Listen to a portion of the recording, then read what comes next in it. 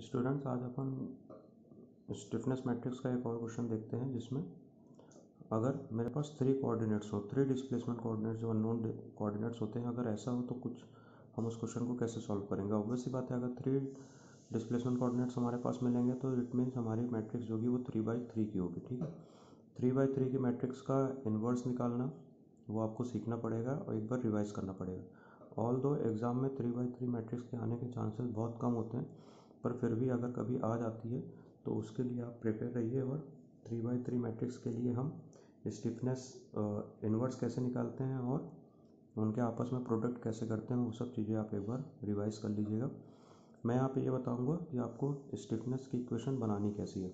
तो अभी तक हम जब भी टू डिस्प्लेसमेंट कोऑर्डिनेट्स होते थे तो हम क्या करते थे, K11 K21 K12 और K22 निकालते थे। ठीक है, तो अब इस बार क्या होगा, अब इस बार आपके पास थर्ड कंपोनेंट भी हो जाएंगे जो कि K31 हो जाएगा, K33 हो जाएगा, K32 भी हो सकता है। ठीक है, तो ये सब चीज़ें आपको रहेंगी। तो रेस्ट ऑफ द चीज़ें जैसे हमने पहले क्वेश्चन में देखा था कि अगर हम 3/3 की इक्वेशन बनाते हैं तो K11 K12 K21 K22 ये हम 2/2 बनाते थे तब आता था।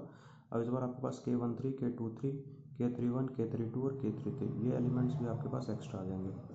अब अगर ये एलिमेंट्स की एक बार स्टडी कर लूँ तो मैं फिर से आपके बेसिक्स पे जाता हूँ। तो K13 का मतलब क्या होगा कि मैंने 3 पे जो मेरा अननोन कोऑर्डिनेट आएगा 3 पे मैंने रोटेशन दिया, उसके इफेक्ट 1 पे देख रहा हूँ। ओके, यहाँ पे मैंने 3 पे रोटेशन दिया, उसके इफेक्ट 2 पे देख रहा हूँ, या मैंने 3 पे दिया है 3 पे देख रहा हूँ। K31 का क्या होगा, 1 पे मैंने रोटेशन दिया था, इफेक्ट 3 पे देख रहा हूँ, 2 पे रोटेशन दिया था, इफेक्ट 3 पे देख रहा हूँ। तो क्वेश्चंस को वैसे ही सॉल्व करना है जैसा अभी तक हम 2/2 के लिए करते हैं। तो सबसे पहले आप यहाँ पे देखो तो एक 40 किलो न्यूटन का ये ओवर हैंगिंग पोर्शन है, कैंटिलीवर है। तो हम क्या सबसे करेंगे 40×2 मतलब -80 क्योंकि वो एंटी क्लॉकवाइज है। तो एक 80 किलो न्यूटन का मैंने सबसे पहले मेरी बीम के स्पान पे मैंने लोड ट्रांसफ़र कर दिया इस बीम को इनडिटर्मिनेट ही कंसीडर करते हुए।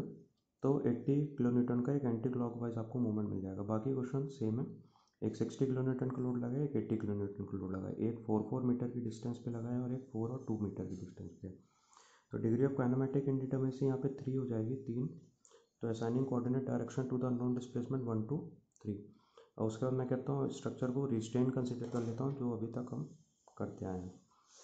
स्ट्रक्चर को मैंने रिस्ट्रेन कंसिडर करा। फिक्स एंड मोमेंट निकाले, आपको पता है फिक्स एंड मोमेंट कैसे निकालते हैं, तो उस पर मैं नहीं जा रहा हूँ। -60 -35.55 और 71.11 किलो न्यूटन आपके वैल्यूज आएंगे फिक्स एंड मोमेंट की। अब उसके बाद हम क्या करते थे, रिस्टोरिंग फोर्स निकालते थे विद रिस्पेक्ट टू कोऑर्डिनेट्स।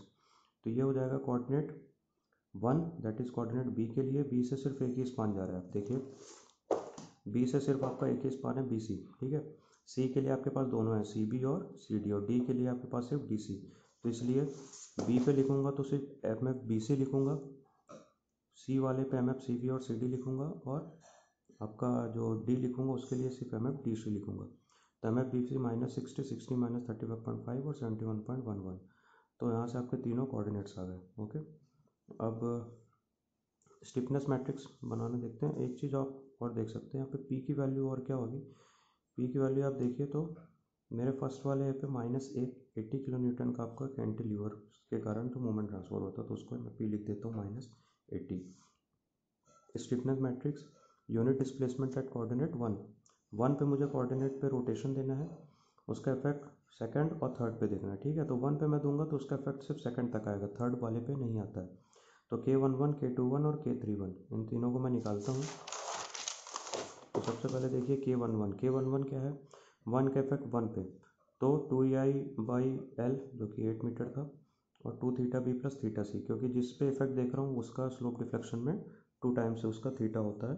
तो θB की वैल्यू 1 है और θC की वैल्यू 0 है, तो यहाँ से आपको K11 की वैल्यू मिल जाएगी। K21 लिखता हूँ, K21 में 1 के कारण 2 पे इफेक्ट देख रहा हूँ, तो 2EI/L θB + θC, क्योंकि मैं सेकंड पे इफेक्ट देख रहा था, सेकंड पे थीटा बनने वाला कौन सा था, θC, पर क्योंकि रोटेशन मैंने θB पे ही दिया था इसलिए θB की वैल्यू बन रहेगी, θC की 0 रहेगी। तो K21 आ गया आपके पास, और K31 वहाँ पर कोई भी इफेक्ट नहीं आ रहा था 1 के कारण, तो उसकी वैल्यू 0। यूनिट डिस्प्लेसमेंट 2 देखता हूँ, 2 के कारण मैंने रोटेशन दिया, तो टू सेकंड पे रोटेशन दिया, उसका इफेक्ट मेरे को फर्स्ट पे देखना है, तो मेरे को K12 मिलेगा, K12 मिलेगा 2ai/L। अब फर्स्ट पे देख रहा हूँ मैं, तो 2θb प्लस θc हो जाएगा, पर θc की वैल्यू 1 है और θb की 0 है, क्योंकि मैंने रोटेशन θc पे दिया है, तो मुझे K12 की वैल्यू मिल जाएगी। अब अगर मैं K22 देखता हूँ, तो उसमें दोनों स्पान कंसीडर होंगे, 2ei/L θb plus θc, 2ei/L θc plus θd। θc की वैल्यू 1 है और b और d की 0 है, क्योंकि मैंने रोटेशन सेकंड कोऑर्डिनेट पे दिया था, जो कि θc के रिप्रेजेंट कर रहा है। तो K22 की वैल्यू हो जाएगी 2i।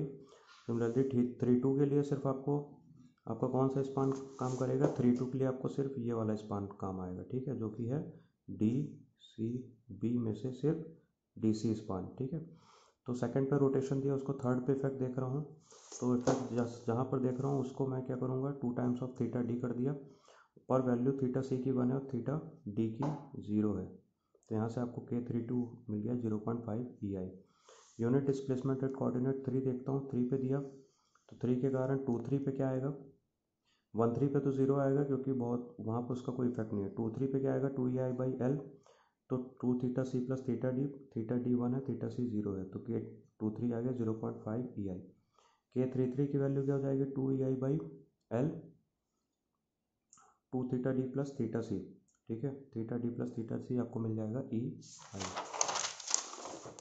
इसको आप अपनी इक्वेशन में रखेंगे मैट्रिक्स के, K delta P minus PL, EI की वैल्यू रख दी, डेल्टा की वैल्यू रख दी, और आपको यहाँ पे -80 प्लस 60, ये P की वैल्यू है और ये PL की वैल्यू, ये तीनों PL की वैल्यू है, तीनों P की वैल्यू है। तो आप यहाँ से फिर जब इनका इन्वर्स करेंगे, इन्वर्स करके जब आप 3x3 मैट्रिक्स को सॉल्व करेंगे, तो इसी को मैं बोल रहा हूँ कि आप एक बार प्रैक्टिस करिए कि इन्वर्स कैसे निकालते हैं और फिर उसको प्रोडक्ट कैसे करते हैं। प्रोडक्ट करेंगे तो आपको Δ1 Δ2 Δ3 की वैल्यू मिल जाएगी, वही आपके θb θc और θd की वैल्यू होगी।